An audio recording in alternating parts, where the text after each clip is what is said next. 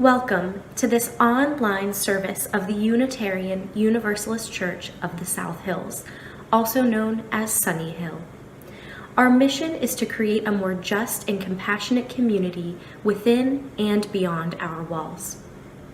My name is Krista Stanley, and I serve as a worship associate for this congregation.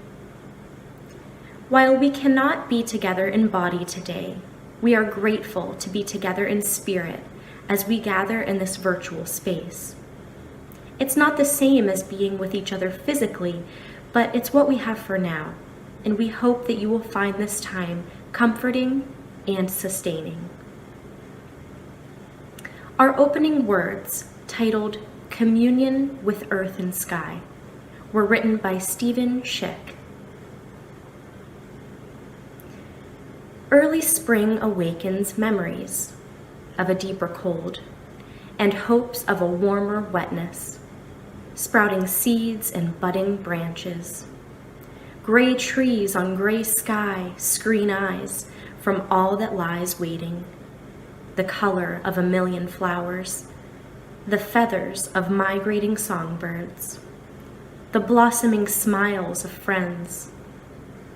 Soon we will no longer look to the night stars to guide us. Soon, the path will be lit and our task certain. In the warming days, we will plant our future, uprooting useless skeletons of last year's harvest, breaking the clods of indifference, carefully pulling the weeds of neglect so that roots can stretch. Before the harvest moon rises and we wait again, images of still distant summer days awaken thoughts of a time when all is done that can be done. Then the harvest, then the transformation, then the baking, then the bread. All we know and love is in this cycle. All that has been or will be is in this loaf. Take it, break it, give thanks, and pass it on. Please join me in saying the words for lighting our chalice.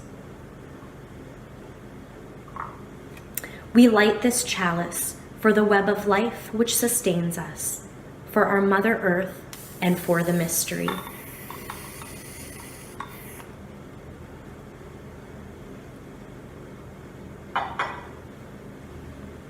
Please rise in body and or spirit and join us in singing our hymn, For the Earth Forever Turning.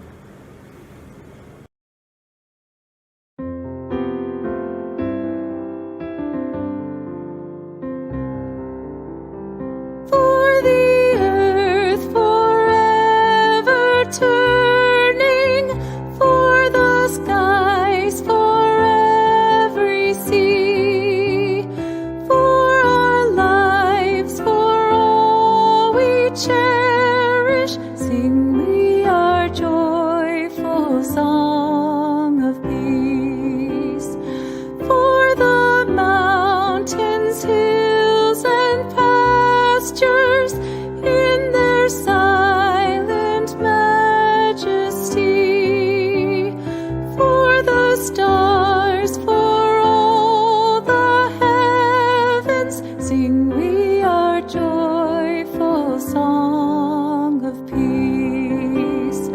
For the sun, the rain, and thunder, for the seasons harmony,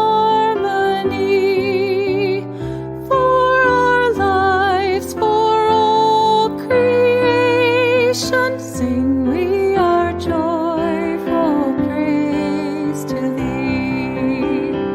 For the world we raise our voices, for the home that gives us birth.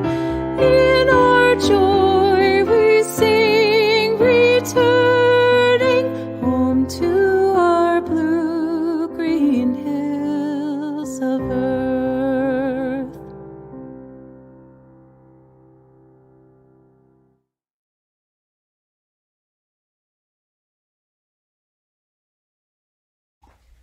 Good morning. I'm Josh Broaded, the president of Sunnyhill's Board of Trustees. I wanted to share with you some of the work that Sunnyhill's board and staff have been doing during this difficult time, and also to ask for your help in taking an important step. Sunnyhill's board and staff have been working with leaders of various groups and committees to help this church continue to be the force for good that we need right now. The Caring Committee, the Pastoral Care Team, Chalice Circle leaders, and other groups are all supporting our church and our congregation, and the board is grateful for their commitment and their flexibility. We're also taking steps to ensure that Sunnyhill has the financial resources that it needs to continue its mission as we work through this pandemic. The Small Business Administration is working with banks, including Sunnyhill's Bank, to issue loans to employers to help minimize the impact of COVID-19. The loans come at a low interest rate, 1% annually, and may be forgiven as long as employers meet certain obligations, like not reducing staff. Under the program, it appears that Sunnyhill should be eligible to take on just over $50,000 in debt under these highly favorable terms. Our bylaws require a congregational vote before taking on new debt of that size, even if it is debt that we expect would be forgiven. Unfortunately, the program ran out of its initial funding before Sunnyhill was able to submit an application. But if additional funding is approved by Congress, we want to be ready to apply. Normally we would meet in person, but we can't be together right now. Fortunately, we can form a quorum and we can vote using electronic means, and we're planning on doing that next week, after the service on April 26th. We will be sending the motion to be considered and login instructions for voting to all members by email sometime this week. If you have any questions now, our treasurer, Melissa Hill, will be joining me in a breakout room during coffee and conversation today. We will also have time for questions prior to voting on April 26th. We hope you can join us then. Thank you.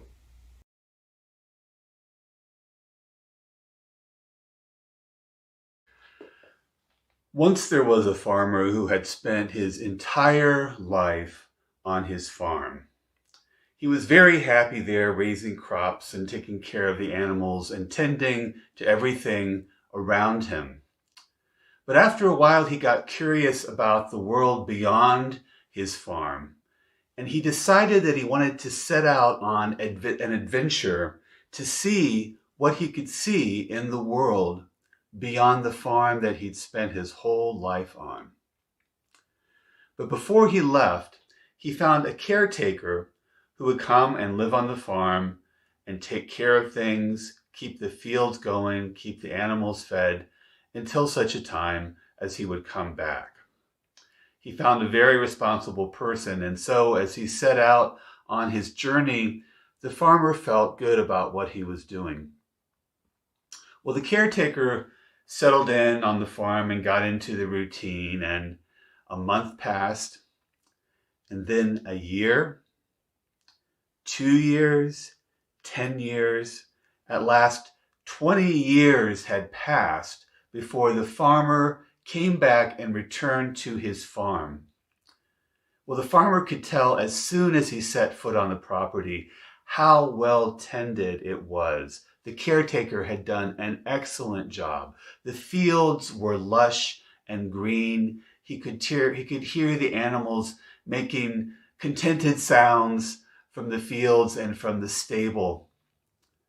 And he found the caretaker, and the two of them sat down at the kitchen table and they talked about things. The farmer described this incredible journey and experience that he'd had, and the caretaker talked about life on the farm and how much he loved living there and taking care of all the living things that were on the farm. At one point in the conversation, the farmer said to the caretaker, "Well, where will you go now?" And the caretaker said, "What do you mean, where will I go now?" And the farmer says, "Well, I'm back now and I don't need you here anymore." And the caretaker said, "Surely you are kidding. It's been 20 years. No one thought you would ever return to the farm, least of all me." He said, "After all this time, the farm must belong to me." But the farmer was adamant. He said no. He said that the land had been his and always had been. They went round and round arguing, and they couldn't come up with a solution. But they finally did decide to go to the local wise woman in a village down the road and ask her help in mediating their argument. They went there and they spoke to the wise woman, each presenting their case, and she listened to them for a long time, silently, only nodding every now and then. And then she said, "I have an idea. Why don't you follow me?" And they went from her house in the village back out to the farm. And as the farmer and the caretaker stood there waiting for the wise woman's answer, she lay down on the ground and put her ear to the earth as if she were listening. And she lay there for several minutes in silence before she got up and said, "I have consulted with a higher authority, and the land has told me that it belongs to neither of you, but you belong to it." Well, neither the farmer nor the caretaker were very happy with that answer, but she made a point, and at long last they were able to come to an arrangement that was agreeable to both. One of the things that I want us to keep in mind when we think about the earth, when we think about the resources and the bounty that are around us, is that none of it really belongs to us, not in the big picture, not in the long term, but we belong to the earth.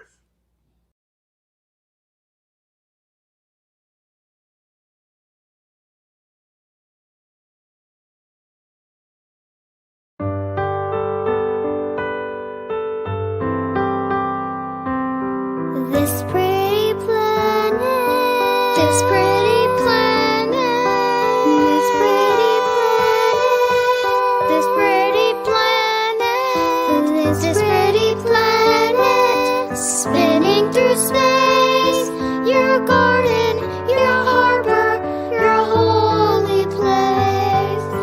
Golden sun going down, gentle blue dawn.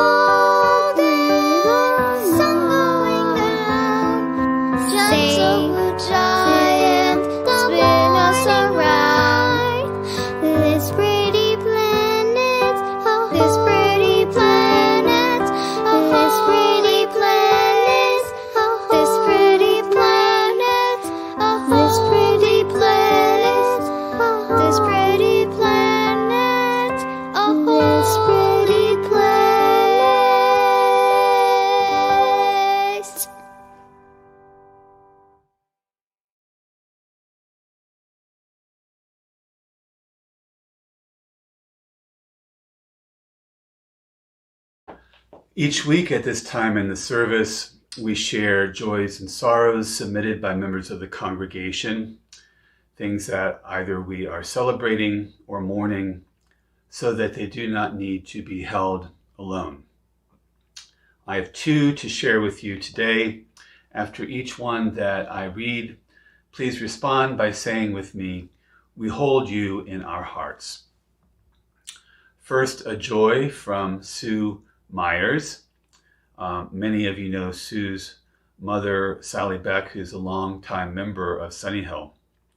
Sue says, like most of us, my mother, Sally Beck, has been restricted to a single household since mid-March, with her Alzheimer's disease making this especially confusing to her.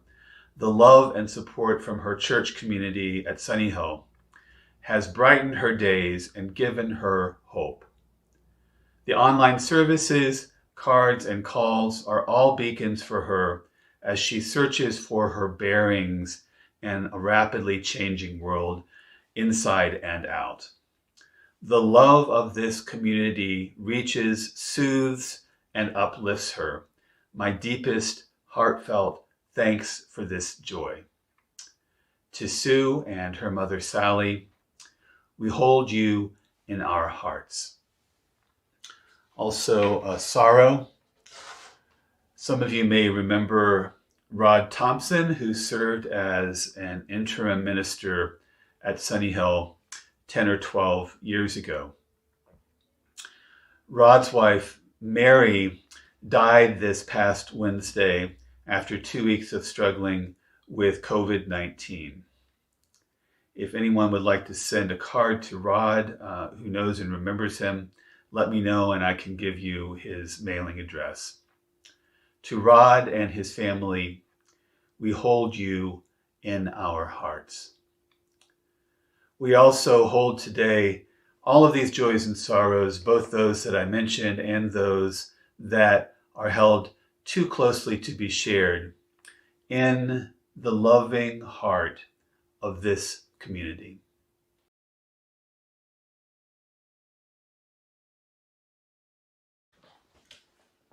I invite you to join me in the spirit of meditation or prayer.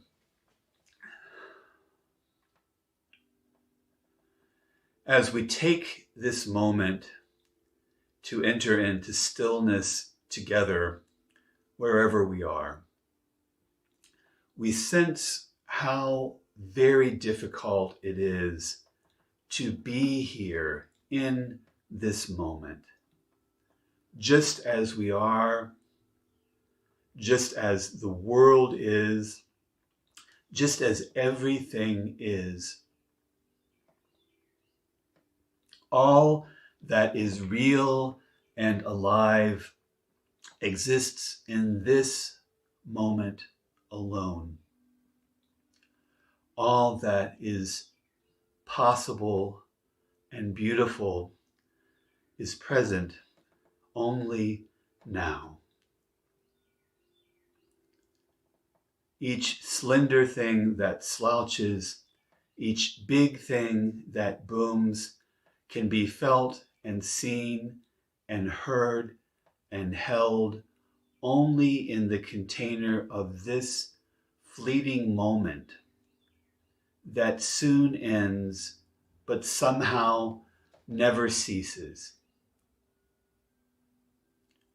We pause now for a moment of silence as we consider this moment with all its joys and sorrows and wonders and worries.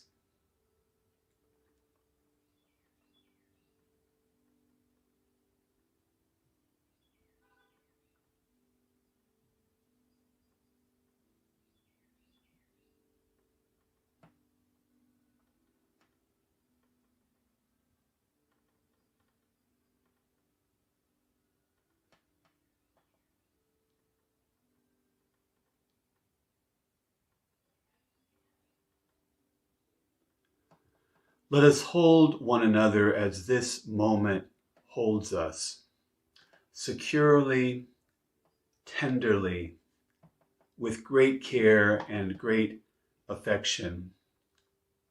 with profound regard for what is. And let us hold this moment, let us heed this moment and praise it. Let us offer ourselves up to this moment, knowing that all we have is now and each other, and the love that is shared through us and around us. May it be so now and now and now again. Amen.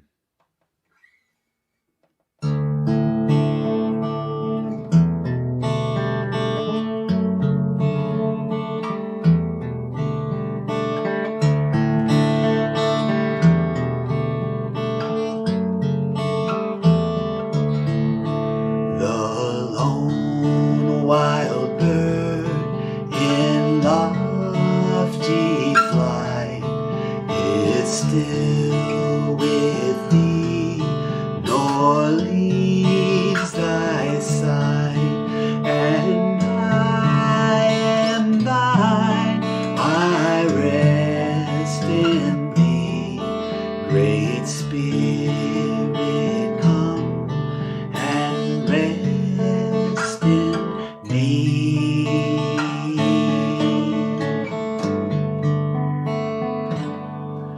The ends of earth are in thy hand, the seas dark, deep, and far of land, and I am thine. I rest in thee, Great Spirit, come and rest in me.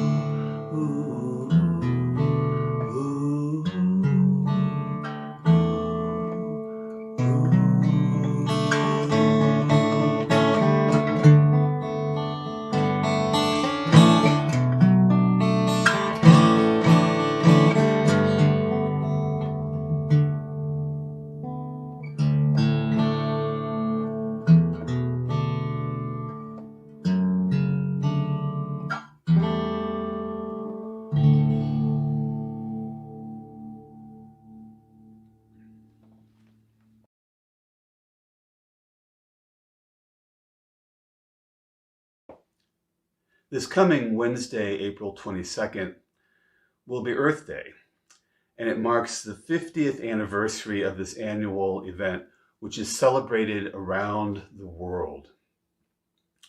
Earth Day, which came about in 1970, originally was part of a larger movement to change how we view our relationship with this pretty planet known as the Earth.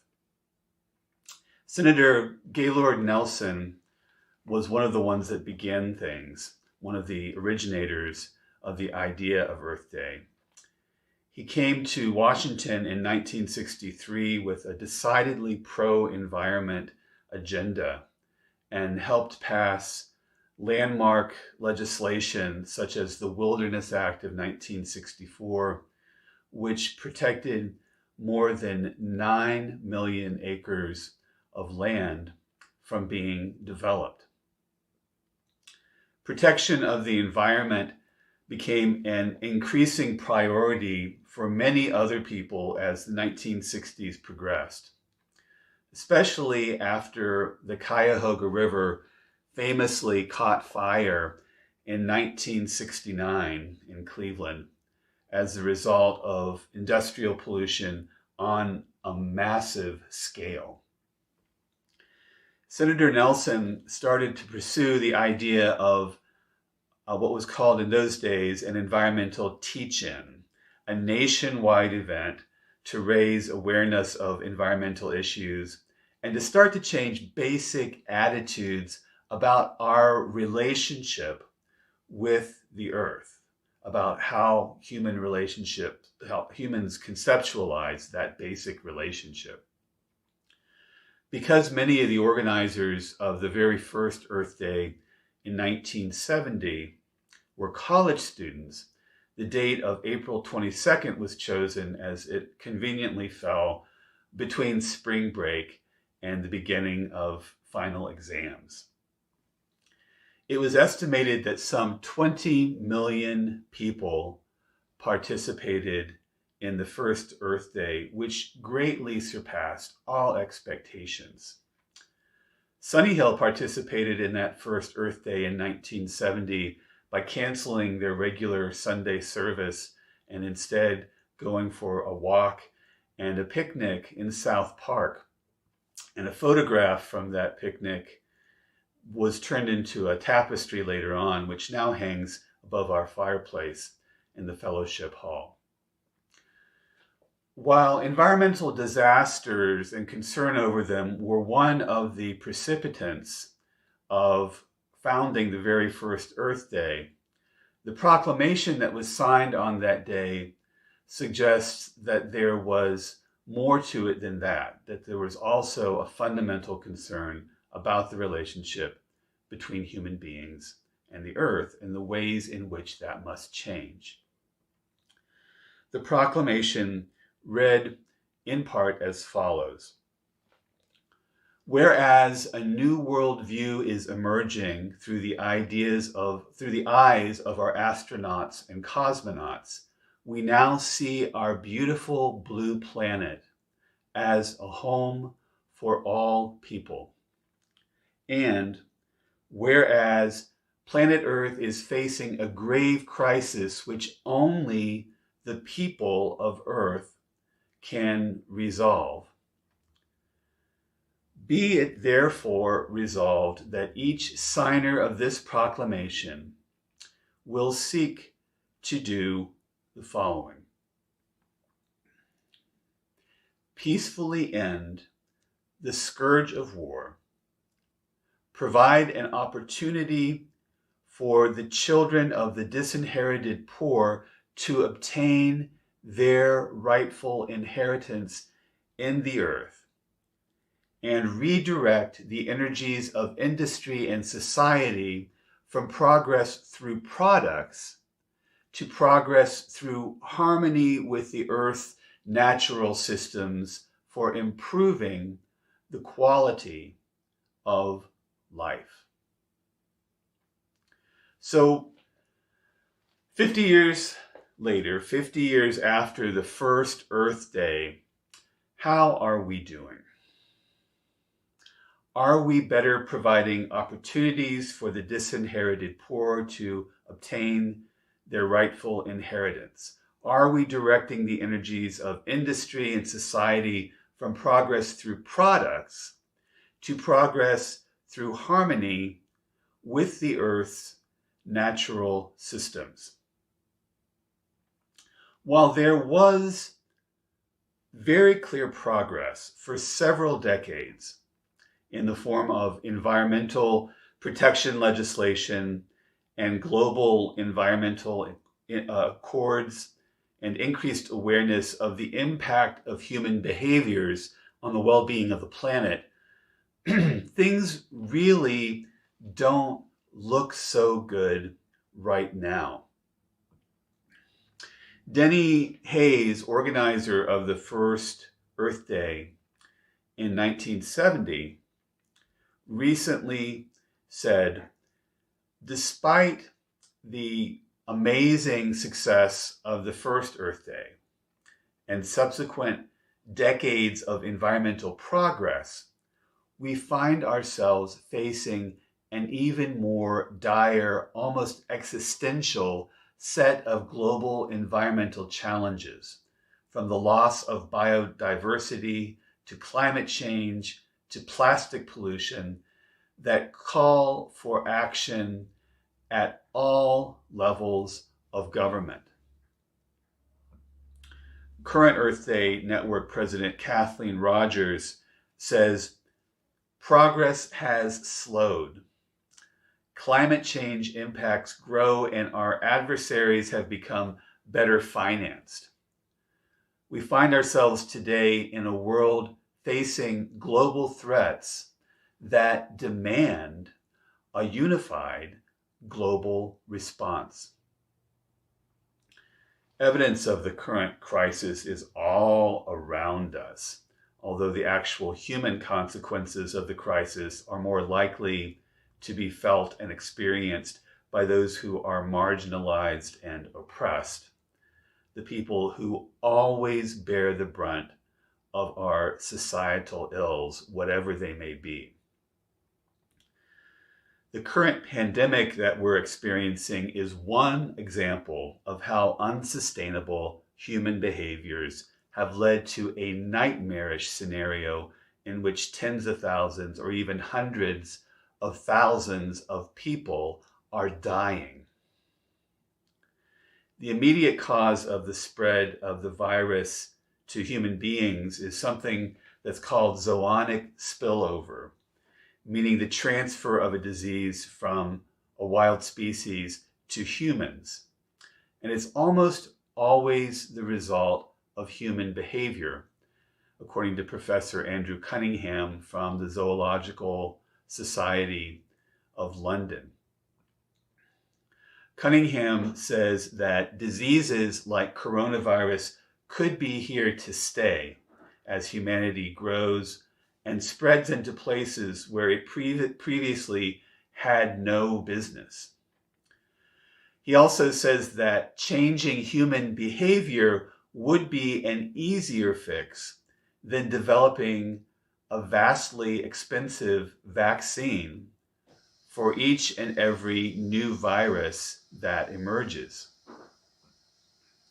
He says there are tens of thousands of viruses waiting to be discovered. What we really need to do, according to Cunningham, is to understand where the critical control points are for zoonotic spillover from wildlife, and to stop it happening at those places. That will be the most cost-effective way to protect humans. Kate Jones, chair of ecology and biodiversity at University College London, says that viruses are on the rise more because there are so many of us and we are so connected. The chance of more spillovers into humans happening is higher because we are degrading these landscapes. Destroying habitats is the cause. So, she says, restoring habitats is a solution. Jones goes on to say, it's not okay to transform a forest into agriculture without understanding the impact that has on climate, carbon storage, disease emergence, and flood risk. These things don't happen in isolation, and before actions are taken, we need to think about the impact they'll eventually have on humans. What scientists and others are saying is that destruction of wildlife habitats and human encroachment into these areas will inevitably lead to more zoonotic spillover and the spread of more deadly diseases that pose an existential threat to humanity. The only good and sustainable solution to the problem is to stop destroying wildlife habitats and stop human encroachment into these areas. In other words, we need to return to the original Earth Day proclamation from 50 years ago and its plea to work for progress through harmony with the Earth's natural systems for improving the quality of life.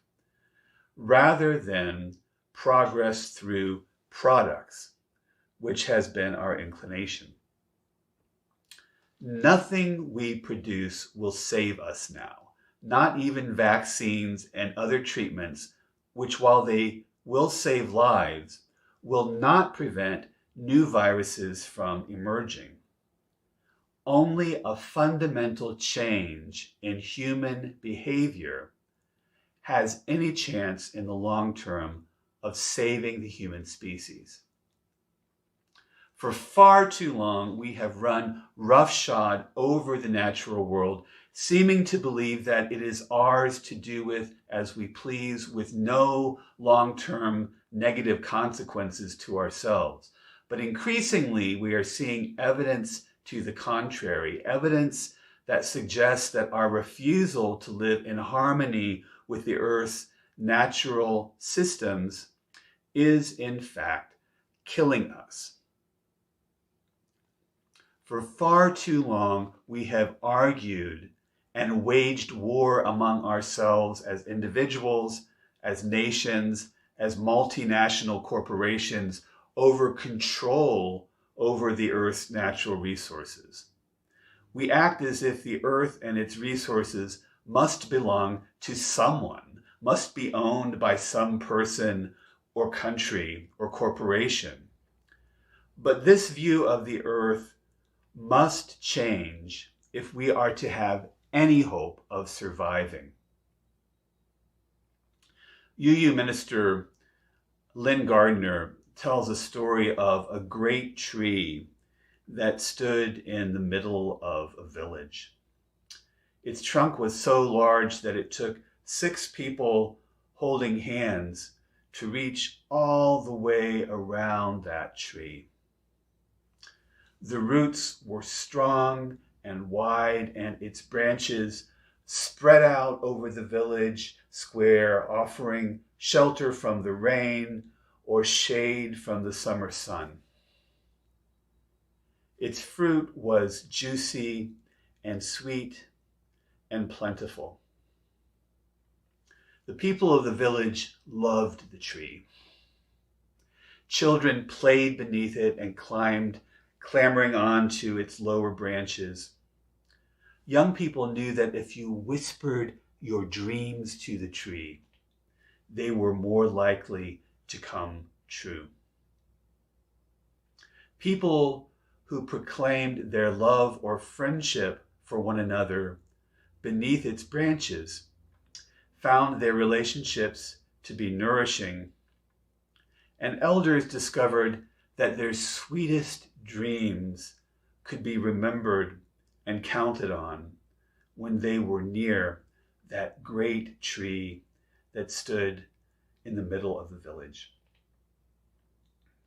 The tree had been witness to so much, and when the breezes blew through the leaves, one could hear the echoes of generations, laughter, conversations, dreams, prayers, and songs. Animals loved the tree too. Rabbits lived in burrows around the roots, and squirrels lived in the branches, and bats and birds flew in to eat the abundant fruit from the tree. The tree seemed to buzz with life. There were so many creatures in and around it. One day, a traveling merchant arrived in the village. He rested in the shade of the tree and ate 2 pieces of its delicious fruit. "This fruit is incredible," he said. "I would like to have some to sell to the next villages that I visit. Who owns this tree?" he shouted out to a group of villagers nearby. "No one owns this tree," replied a villager. "If anything, we belong to it." But the merchant, not satisfied, said, "Well, then if no one owns the tree, no one will mind if I pick the fruit." And he began to fill a basket that he had with him with fruit that he had picked from the tree. "I mind," said one of the villagers, "and today I am the keeper of the tree." The merchant didn't understand. "What do you mean, keeper of the tree? I've never heard such a thing. If the tree doesn't belong to anyone, then why can't the fruit be mine?" The villager said, "Well, each of us takes our turn being here with the tree. We could never own it, but we serve as its protectors and its sustainers." The merchant said, "That's ridiculous. This tree doesn't need you. You could just take what you need, take what you want, and the tree will continue just as it is, just as it always has." But the villager couldn't be persuaded. "Sir," he said, "this tree isn't like that. We don't come here to take from it, even though we do receive much. We are keepers of the tree because this is where we are nourished. This is where some of our most precious memories are and where our people have dreamed. This is where we remember who we want to become." "Well," said the merchant, "you may think that this tree is very special, but it still doesn't need you to sit with it. That's preposterous. You're treating the tree like it was your child." "Ah," said the villager, "the tree may not in itself need me. But what of others who come by? Just this morning, I sat with a woman whose heart was so heavy with worry. Had I not been here with the tree, she would have had to carry that weight alone. And this afternoon," the villager said, "a tired couple came by and they rested with me beneath the tree. They said they had been looking for a place like this. And then an elder came by and we watched the birds and the branches of the tree together. And now you are here," the villager said. "You are confused about what this tree is and how to be with it. Imagine if you had arrived and not found anyone here to talk with. You might have continued thinking that everything you do is all about you." "Luckily for you, my friend," the villager said, "I'm here to let you know that when you care for the tree of life, it becomes about so much more than just you alone." And then the merchant sat for a while in the shade of the tree, thinking about these ideas that all felt honestly new and a little bit challenging.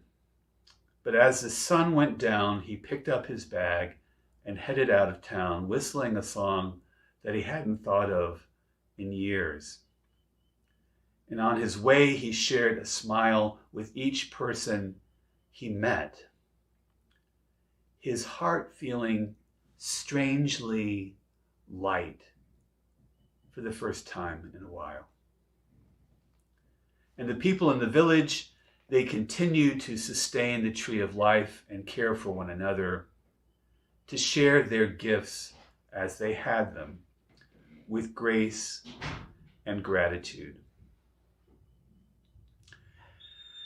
Our seventh Unitarian Universalist principle affirms and promotes the interdependent web of all existence of which we are a part.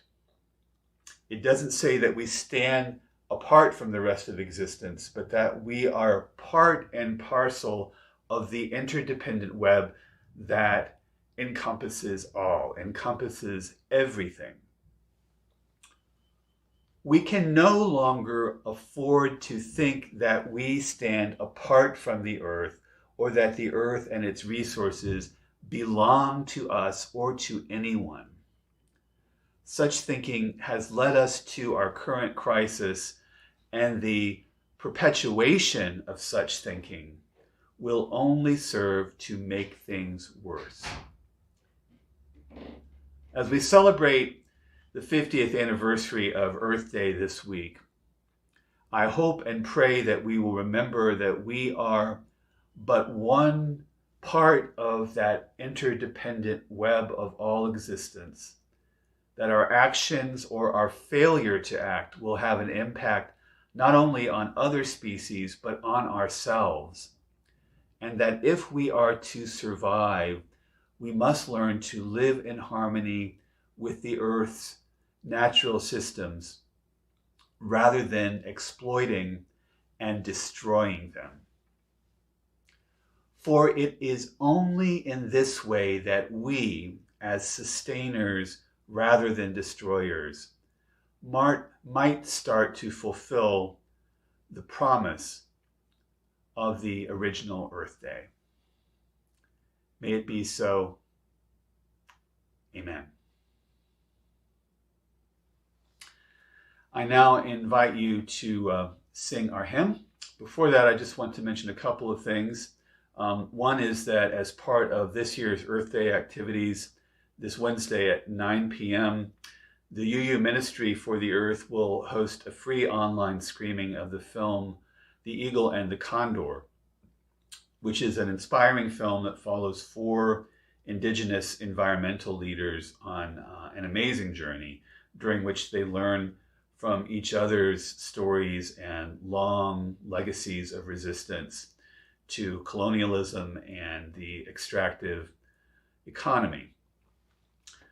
And we'll post a link to this film screening, which will also include a question and answer session and suggestions for actions that can be taken here and now. Also, I want to give a shout out to Sunnyhill's Green Sanctuary team, led by Ann Trondle-Price, which has done terrific work over the past year and a half or so, not only making our congregation greener, but also partnering with local organizations such as the Center for Coalfield Justice to work in solidarity with some of those who have been most profoundly impacted by current unsustainable environmental practices and policies.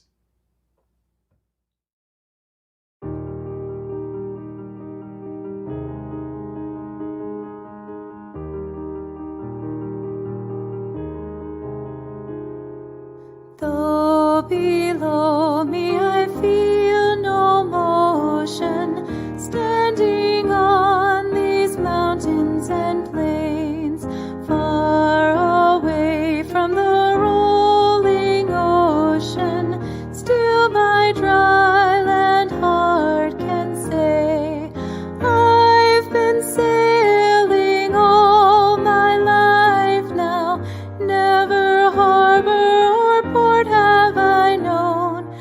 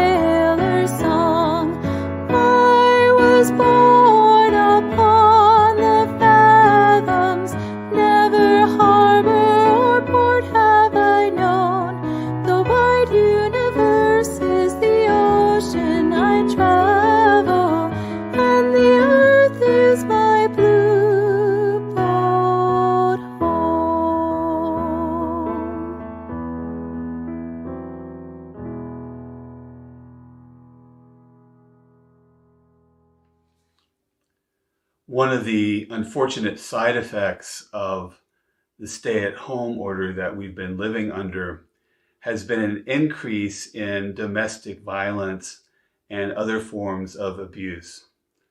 Many women in particular are facing a dire situation as they are trapped in close quarters with their abusers, and they have even fewer options than usual. So our designated offering this week will support the Women's Center and Shelter of Greater Pittsburgh, a safe harbor that provides specialized care and support for survivors who have experienced all types of intimate partner violence, from physical to emotional, through emergency shelter, legal advocacy, a 24-hour hotline, support groups, and more. The Women's Center and Shelter of Greater Pittsburgh has been a trusted and respected resource in the Pittsburgh community for more than 45 years, offering hope and healing to survivors and children who have suffered the devastating effects of domestic abuse. You can give electronically in a couple of ways. Our online giving is set up in our website. The address is www.sunnyhill.org, and scroll down till you see the big online giving button, which will walk you through a series of steps. When you come to a drop-down menu, you can choose either 2020 pledge income if your gift is going toward a pledge that you've made to the church, or designated collections if you would like to contribute this week to help the Women's Center and Shelter of Greater Pittsburgh. Likewise, you can send a gift by text. The number is 412-324-3130, and that number will come up on your screen in just a moment. If you're texting a give, enter the amount plus either the word pledge if you're giving toward your pledge, or special to give towards our special offering for the Women's Center and Shelter. Thank you for your generosity.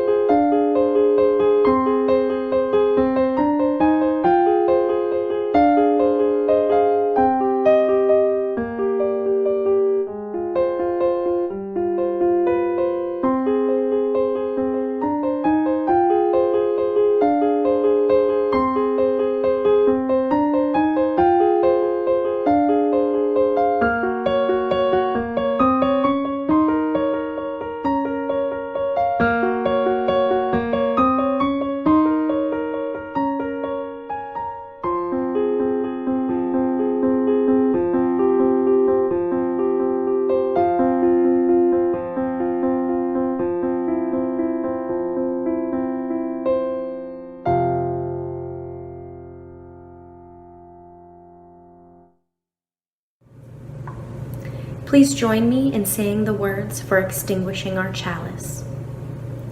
We extinguish this flame, but not the light of truth, the warmth of community, or the fire of commitment.